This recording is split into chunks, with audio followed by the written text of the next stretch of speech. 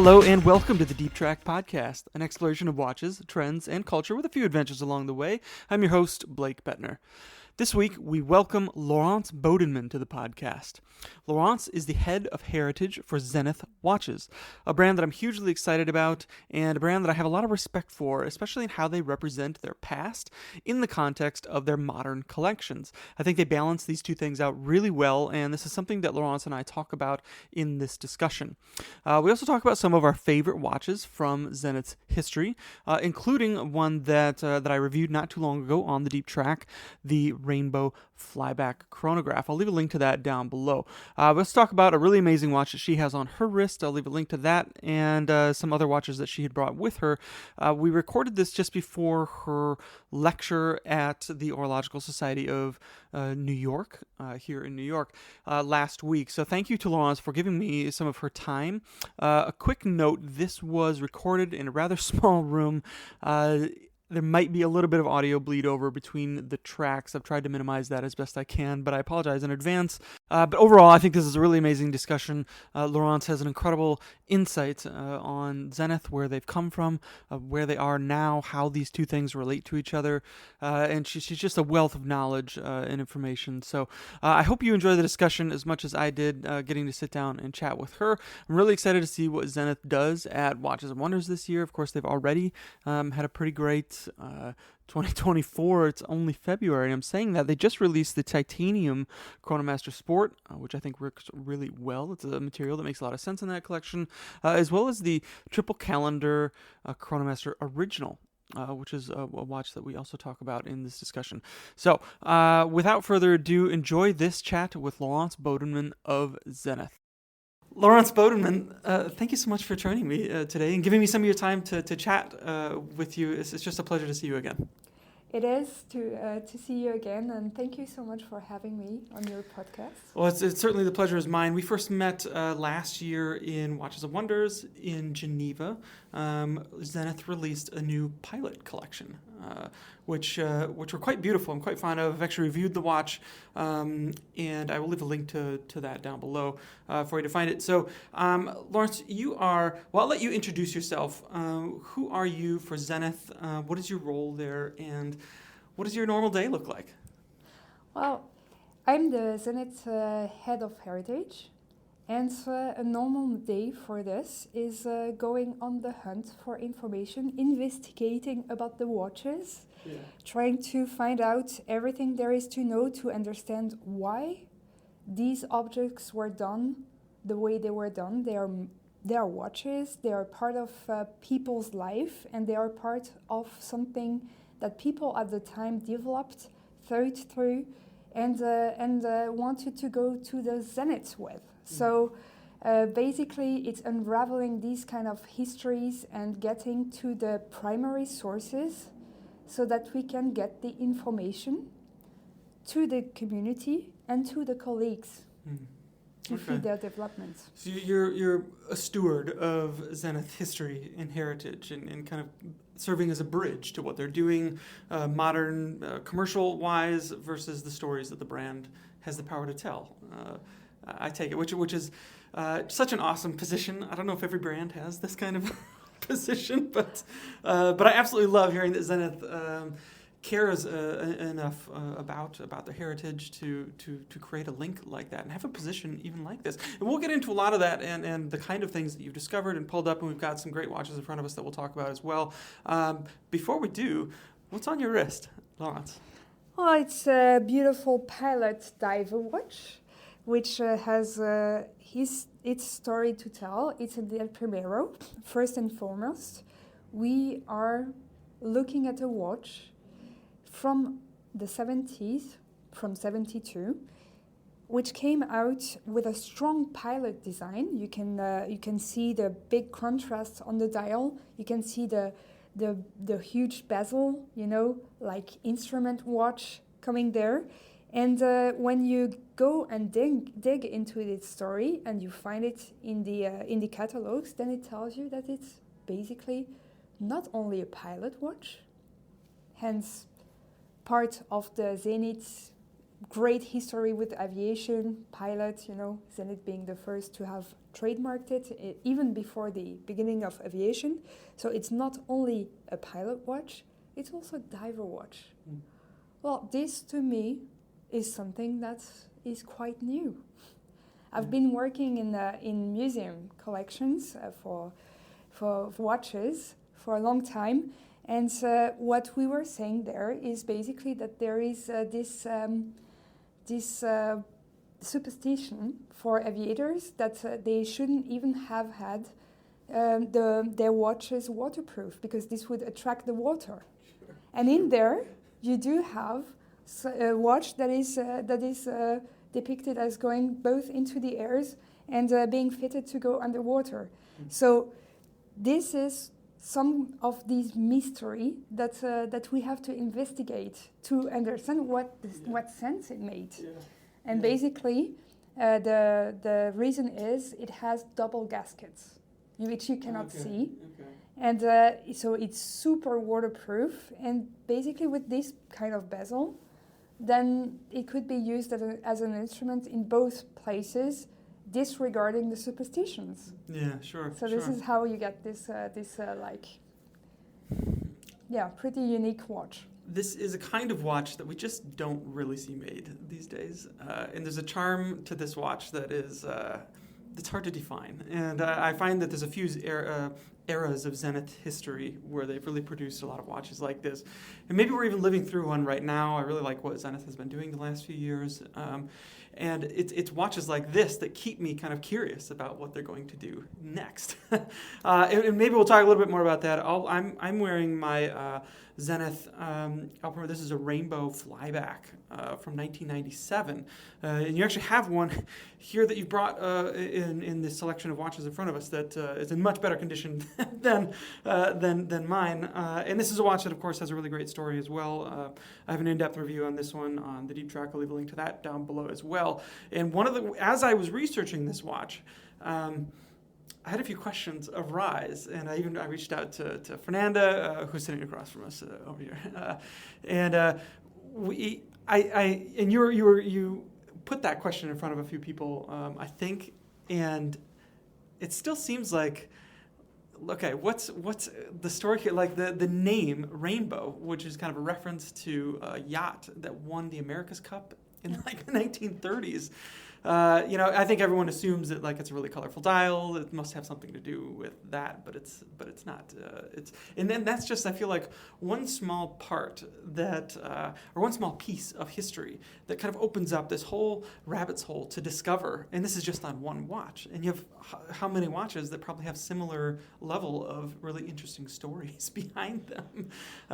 So why do you? So I see this is a part of a selection of watches that you brought here today. Why this watch? This watch because it feeds it's one of the main inspiration for our new pilot that was just released a year ago. Yeah. And what we wanted to do, what my colleagues from the design team wanted to do with it, was to bring the pilot watches of Zenith into today's and tomorrow's feeling of what makes an aviation enthusiast feel good about having a watch. Is it to have these instrument-like watches anymore? Is it about having these stylish watches that look like pilot watches but that are actually not ergonomic anymore? Mm-hmm. Well, maybe not. Maybe it's about freedom. Maybe it's about having a watch which, like the historical pilot watches, were tailor-made. They felt like it was designed according to the user's expectations and to have immediate legibility, to feel like a second skin and so on. So they wanted to go towards this and to renew the aesthetics and the design, also the ergonomic of a pilot watch. Mm-hmm. For that, they went through some of the iconic Zenith watches that had been done and tried to understand them with the help of heritage to actually get the idea of how they could make it evolve to the next step. And the rainbow flyback here, as you can see, and as you've probably mentioned in your description already, it is super ergonomic. Yeah. It has these colors, which in line of what was done at the Bauhaus, in the 20s.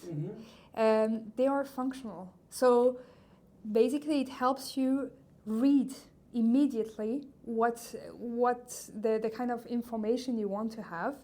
Then you have these numerals, which are also very easy to read because they don't have any superficial. In French, we call it a serif. It's like little threads, to easier the reading when it's printed. But when it's on a dial, then it just doesn't make the same kind of effect. So in there, you have them. Our designer Sébastien Gobert just felt like it was the right dimensions also for this. So he was very interested in this, knowing that it had been really designed everything was thought through according to ergonomics. How did he know this? Because we are lucky to have a full description of this design and how the guys thought it through in our 1997 catalog, where basically you have everything marked down. It's even, you will love this. The finish on the bracelet, it's actually matte satin. Yeah. You know on why? all the links it is. There's no polished elements to this. Why is this? What do you think? Well, it had military aspirations originally, right? So I imagine it's to kind of stay under the radar a little bit and not interfere with the legibility of the dial? It's not to interfere with legibility because you're in your own plane. We are at a time when people, these pilot enthusiasts, they are doing this on the weekend. Yeah. So this is a watch for them. You're absolutely right. It competed in a competition for military use, actually by the gendarmerie. But then it was really created for those. I'm quoting the advert for the time, impassionated with aviation, and they didn't want to have any reflection on their watch, blinding them when they would be piloting their plane. So this is why you have this kind of treatment, and gets you, to, it's like a space capsule as well as a time capsule. It gets you to the people, to the way they would use that watch before. Yeah. And now today, as you can see on the new pilot, it's this black ceramic. And for the steel version, it's again this satin finish so that it wouldn't blind. So it has evolved. It's not copying what's already been done. It's making it evolve thanks to the new kind of materials there are, keeping the coherence, but never doing it again, because it has already been done. Yeah, you bring up a few really good points there that I want to touch on, but I think how this watch in particular references the new pilot range is really interesting in ways that might not be immediately apparent. Of course, the steel version of the new flyback chronograph is the one that gets the colorful elements, and there was also a black-on-black version of this rainbow flyback that had the word flyback written on the dial, and it didn't have the colors on it. So, of course, the black version of the modern, the black ceramic that you referenced, doesn't have the color, but the steel one does have the same color, especially in the minute totalizers, so you can kind of get a quick read on those 5-minute segments. Exactly. The black one is going further. Yeah. It's going to with another inspiration as well. So this the one that you mentioned with the big date as well. Yeah, and big date, yes. Yeah, I love that. We all do, because that's where you can see that it's not just a matter of style and fonts and so on. Design is something really global, which also integrates the mechanism. Yeah. So the experience of what you're living when you're using the functions that would be associated with aviation, from that time when it's leisure time, it's going on an adventure. And at that time, you get the flyback because you're like routing you're mapping your route into the air, and you have to react very quickly to do your new measurements to know exactly where you are in your roadmap. Mm-hmm. So it's like a reckoning tool. Exactly. So what you're doing is that you're mapping your itinerary, and you're saying, okay, at that time I should be there seeing that. And as soon as you see this, you start another measurement. Yeah. So any second you might lose by just going and I'm doing this. Yeah, it's a few moments there. It's an extra bit of effort. Hope you hear this. It's too much. I mean, too much in the area. I mean that you're going to lose your direction. So basically, that's why you need a flyback. Yeah. That's because of this new way of being an aviator. And then the big date is, of course, because you need to know the date right away. No, I'm just kidding. I'm just kidding. It's just something that went with this kind of opportunity for having something super legible, immediate reading, and our designer's take on this was to evoke these panels that you have at the airport when you're taking the plane. And then it goes like boom, boom, boom, boom, boom. That flips over, yeah. It flips over, and it's like immediate, and it gets, it gets you in the tummy because you're going somewhere new, and it's pretty exciting. Yeah. And this is what they wanted to recreate, thanks to what our R&D department at the manufacturer could do. There are actually 2 patents on this, just to make it work. Yeah. It's a very satisfying feeling. It's almost impossible to describe, but like what it feels like switching over the date, even as you're doing it to set the date. It's like this mechanical click over. And of course it happens instantaneously, and it's 2 discs, if I'm not mistaken.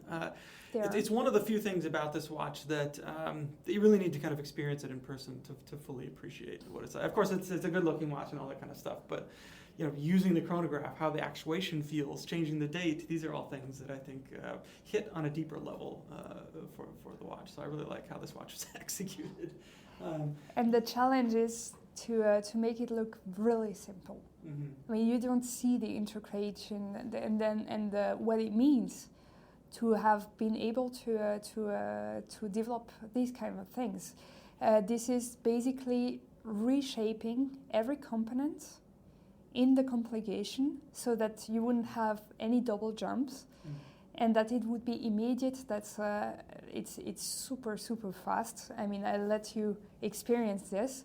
So the real challenge here is always making things to appear like it's evident, like it was done also at the time in the iconic vintage heritage models for aviation. Yeah. Now, you said something interesting there in terms of how you brought back or were inspired by some of these older watches without kind of directly copying it. And I really like, even just taking a step back, how Zenith approaches their heritage and how they've kind of split this into 2 different realms of, they're making kind of new modern watches, moving forward one way and still preserving very accurately their heritage in another way. Of course, we just had the triple calendar released in the Chronomaster original line, which is based on a prototype, as I understand it, from when the original was released, of course, in 1969. It is a part of the A386 collection. Is this an intentional approach that you guys have, and where do you draw that line? I know you mentioned kind of bringing inspiration back, like from this Rainbow watch for the new Pilot watches, but that watch doesn't seem like it's trying to. I know it is preserving and respecting a part of the history, but it's not trying to look like a throwback watch at all. It looks like a more or less kind of modern Pilot watch with some of the trappings of some of Zenith's heritage.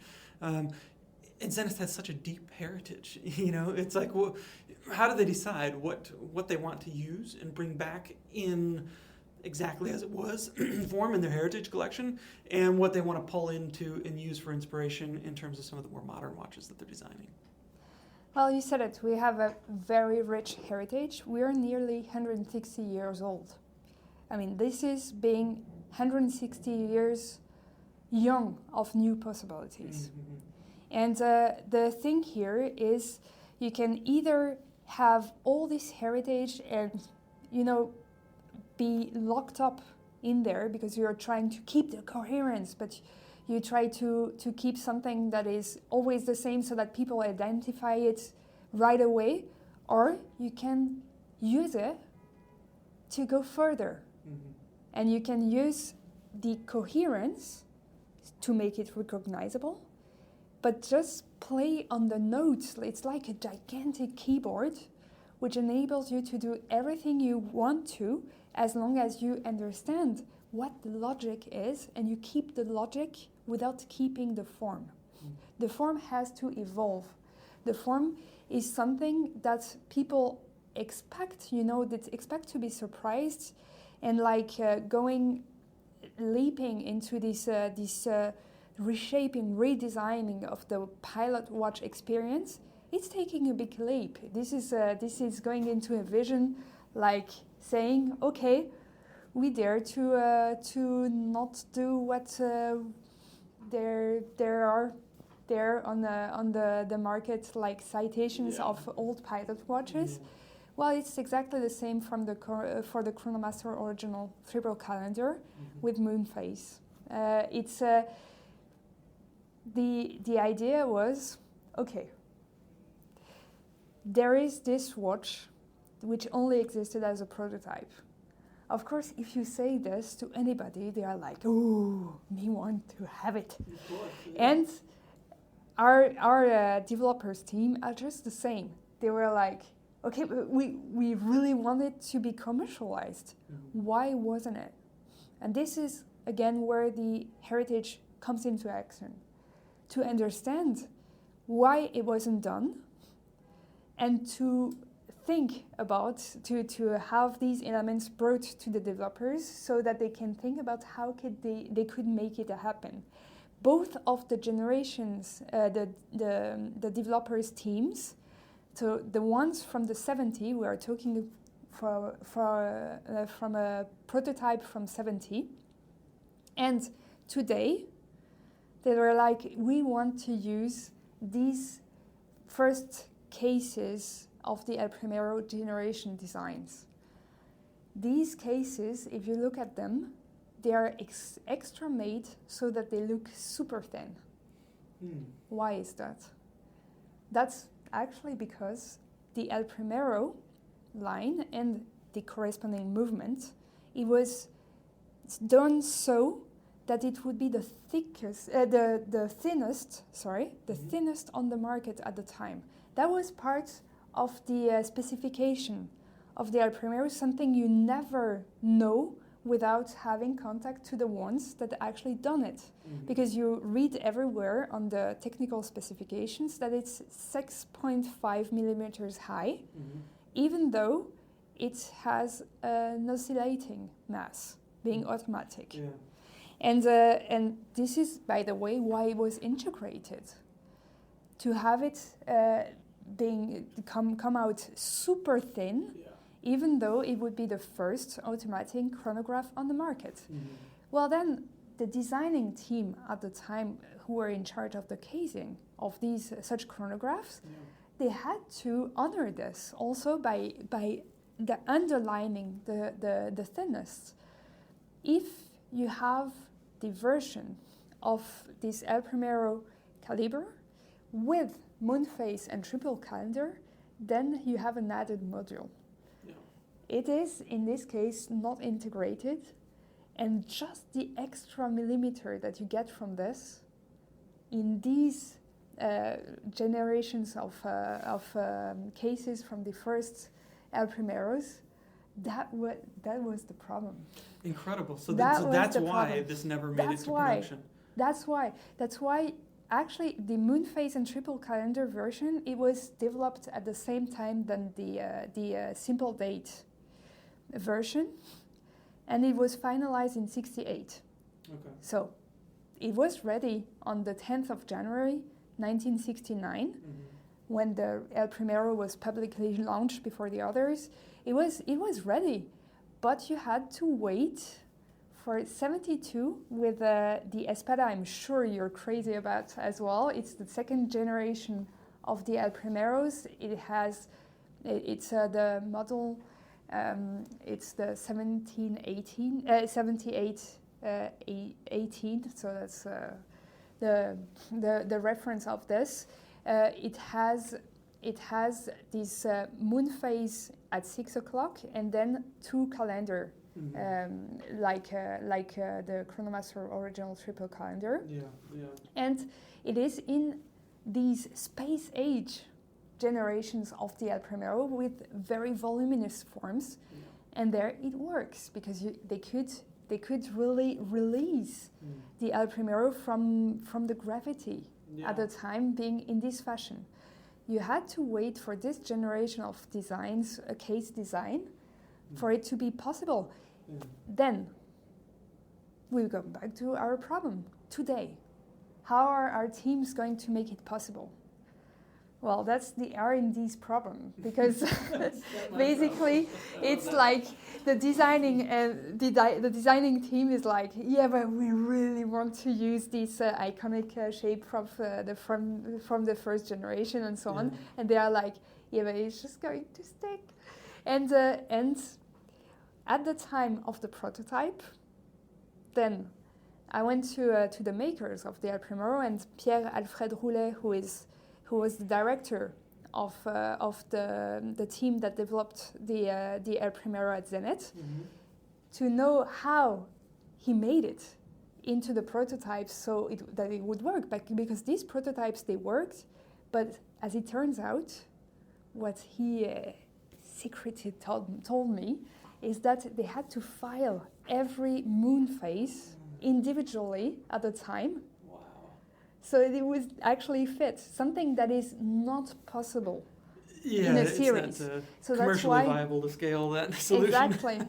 So that's why, I mean, it is really a prototype which inspired our new triple calendar with a moon phase, but it is a prototype because it served as a pre-series. It's not just an assembly of things in-house. And if you look at it, it was rejected because of not being industrializable enough. And now your question is how did our team make it happen? And I leave them explain it to you another time. I just want to say a spoiler alert. Maybe either the designers or the R&D had to be a bit flexible. Yeah. Next time I'm in the lock, I'll swing in and ask them there. Now, I love how they executed this watch. If I'm not mistaken, the total thickness is still about 13.5 millimeters, so it wasn't a huge compromise made there at all from the regular rendition of the Chronomaster original. But one thing, the look of this watch, the dial design, I think works really well. And it was a little hard to put my finger on at first, but I think it's because of the dials that don't overlap. They each have their own space between them. And my feeling was if they did overlap and then they found a way to integrate the other parts of the calendar, that it would be almost too much tension between everything. But now that everything has its own kind of space to live and breathe, so legibility of the watch still feels really natural and really good. It's just a really amazing design. See, that's exactly what's going to... It has been entered into our archive for tomorrow's heritage. Because we got the chance to have this possible... to have access to these logics. And just like for the rainbow we just mentioned, where the designer team at the time, they explained everything, this is super rare. It doesn't exist that way. The people never reveal their logics because they're not completely aware of it or aware of what is going to be interesting in the future to know about them. And that's what we are also trying to do. We are not only trying to explain what was done and why it was done this way, we are also trying to document what is being done today for tomorrow's heritage. So that's people have access to this, and they can, and that's pretty much what you're doing with your podcast as well. This is going to be a source for the future.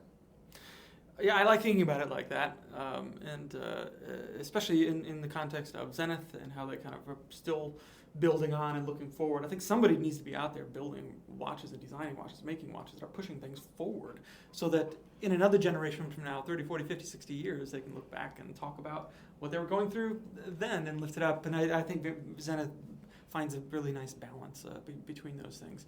I want to go back to the watches on your wrist a little bit. I think this represents a certain era of Zenith, and I want to ask about, you have gone down a lot of rabbit holes in researching different specific models and collection lines within Zenith. And this has been on your wrist every single time that I've seen you. So this must resonate with you for a specific reason. So I want to ask about this and like your favorite era of Zenith's heritage that you enjoy personally, kind of researching the most or discovering things the most. And then if there's anything from that era that really surprised you.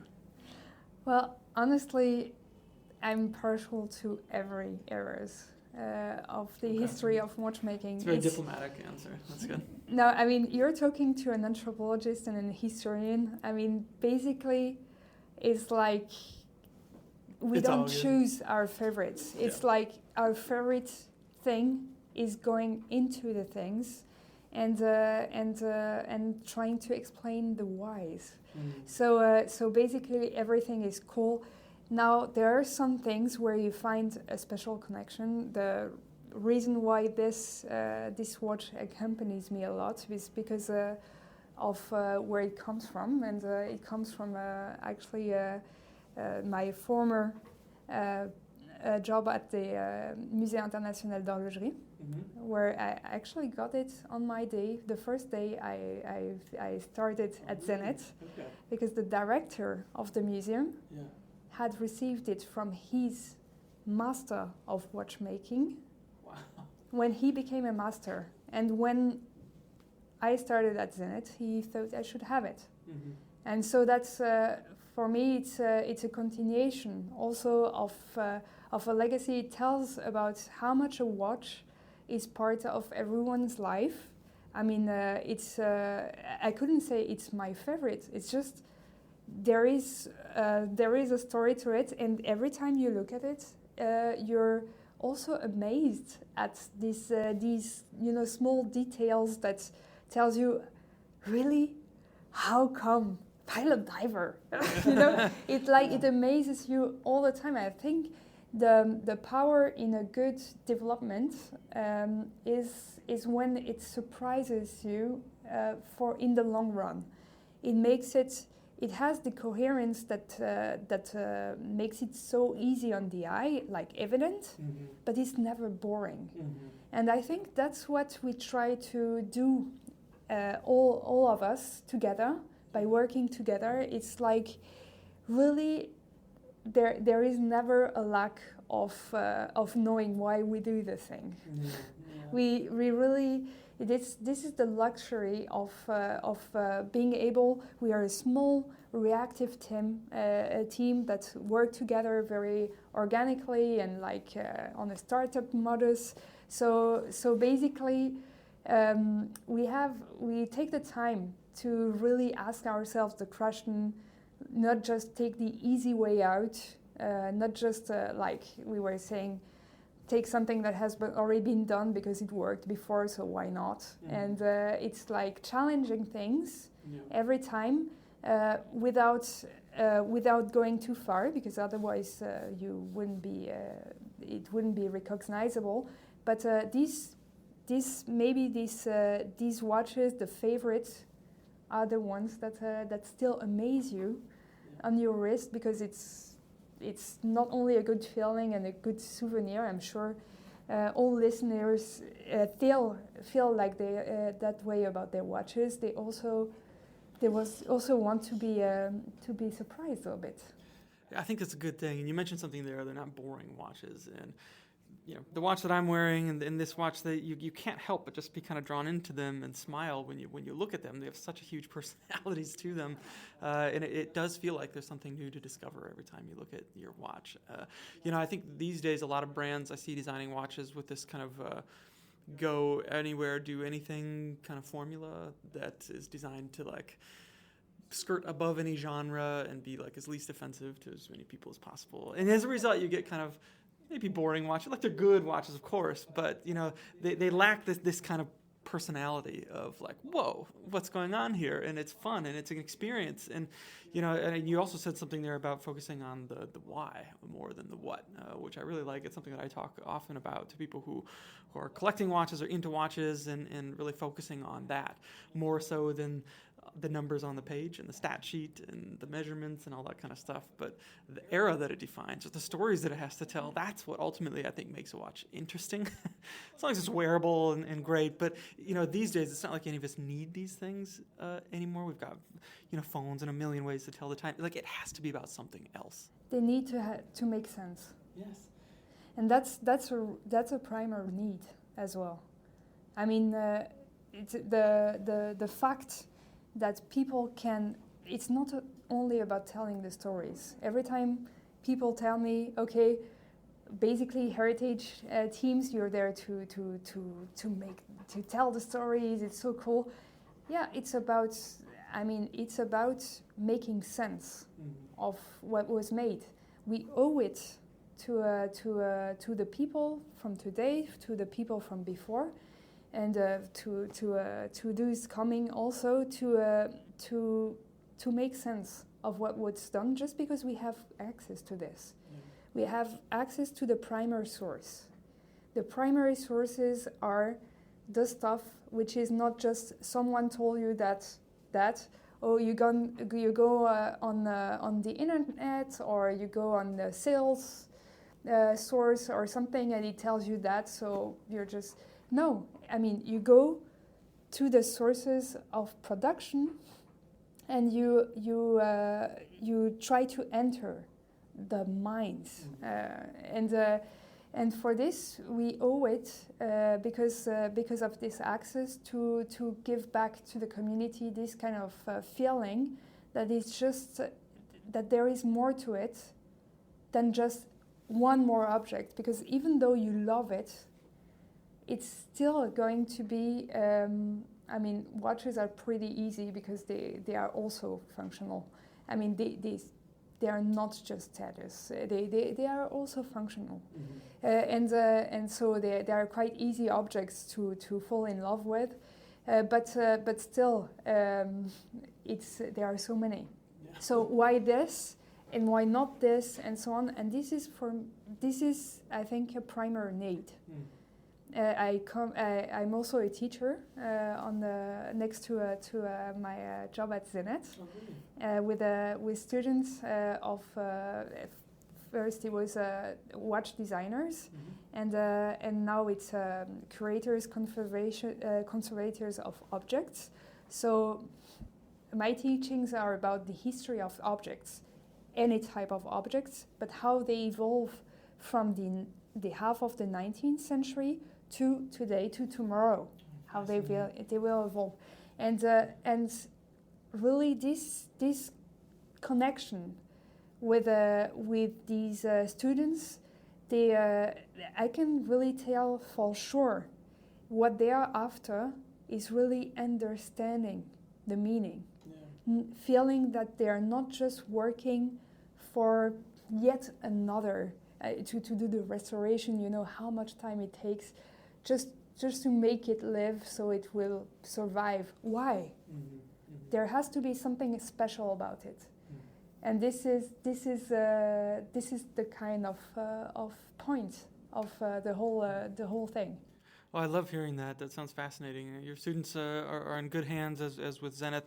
I want to be conscious of your time, but the one last thing I want to ask you about.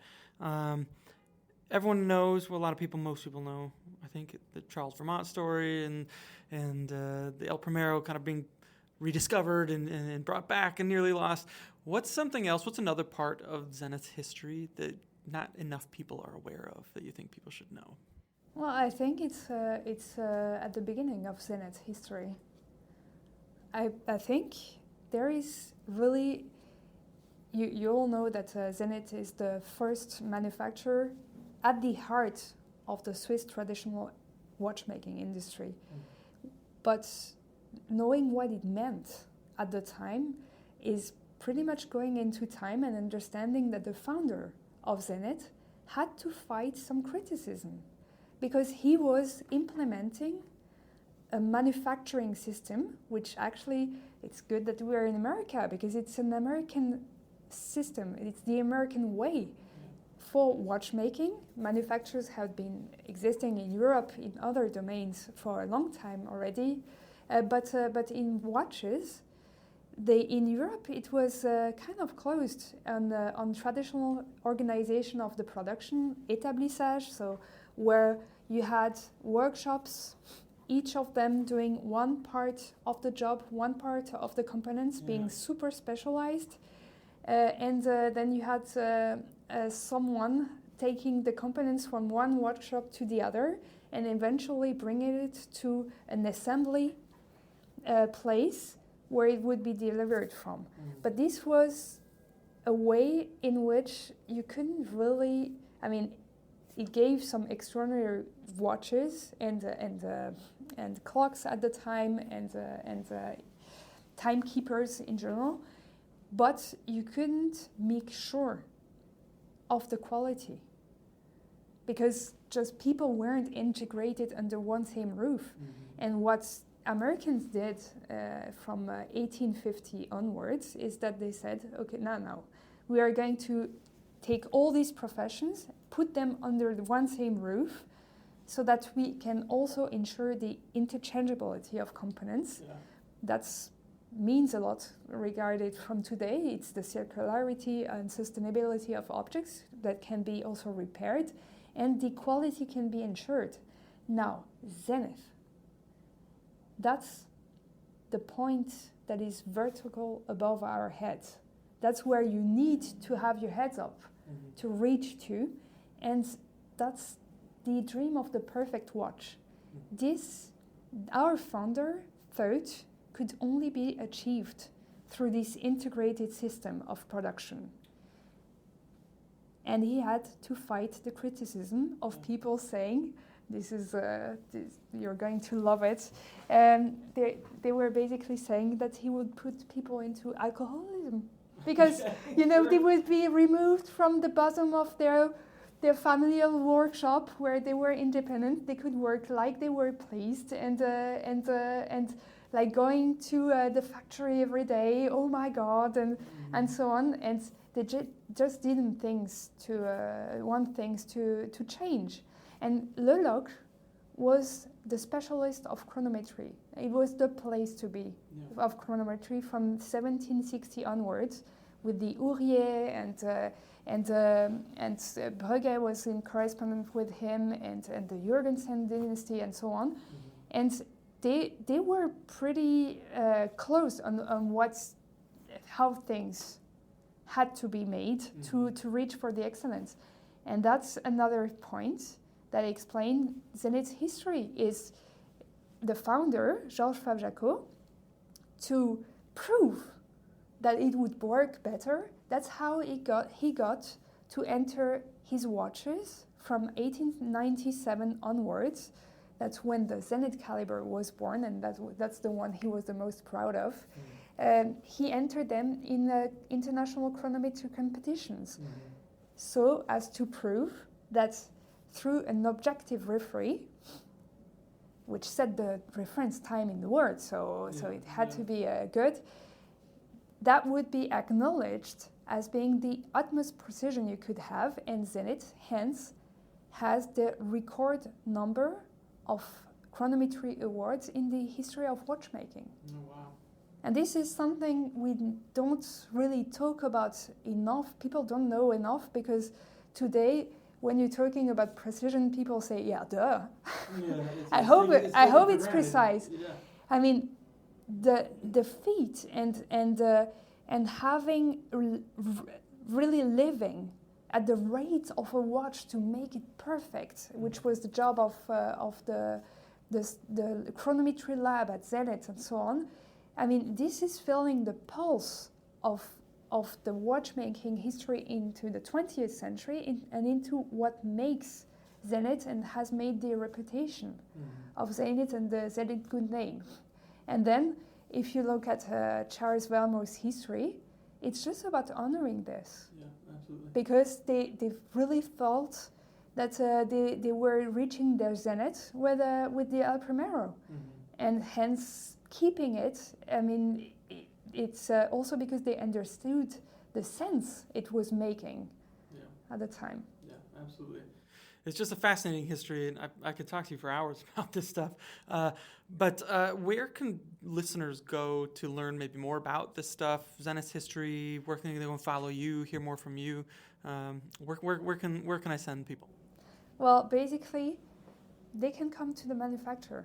I mean, come in Le Locle, come see us. We are the only manufacturer showing the whole process, of the movement production in front of the eyes of visitors.